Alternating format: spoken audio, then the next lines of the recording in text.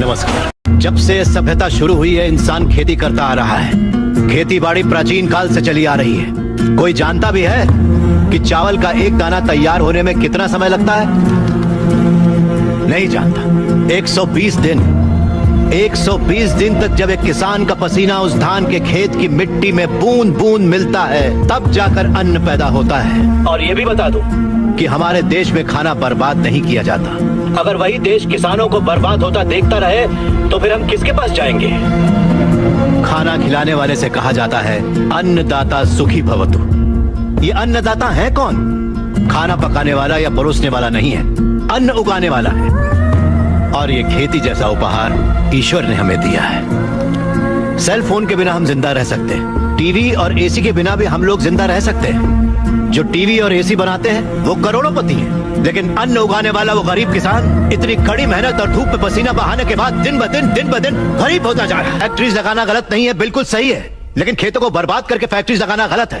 इस देश में कितनी ही बंजर जमीनें हैं, कितनी ही पथरीले जमीनें हैं। क्यों? क्योंकि वहाँ पर पानी नहीं है, इसीलिए खेती करने में इतनी परेशानी उठानी पड़ती है। जरा सोचकर जवाब दीजिए कि किसान पानी लेने कहाँ जाएगा? इस देश में पिछले 10 साल में 1,71,105 से ज्यादा किसान आत्महत्या कर चुके हैं। उसमें से 25,000 से ज्यादा किसान तो इसी इलाके में रहते थे।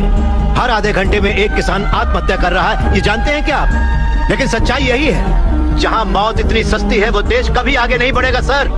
तकरीबन 10 लाख से ज्यादा किसान अपना पेट पालने के लिए गांव छोड़कर शहर में मजदूरी करने आ जाता है। जो हमारे देश की रीढ़ की हड्डी है वो बिल्डिंगों में चौकीदारी करता है। जो किसान हमारा भगवान है, अन्नदाता कहलाता है, वही मंदिरों के सामने भीख मांगता फिर रहा है। वादों पर मत जाइए, जमीन पर आ जाइए। एक कॉर्पोरेट में काम करने वाला हजारों करोड़ का उधार लेकर विदेश भाग गया और वहाँ बैठकर विदेशी शराब पी रहा है। सिर्फ 5 या 10 हजार उधार लेने वाला किसान जहर पीकर अपनी जमीन पर जान दे रहा है।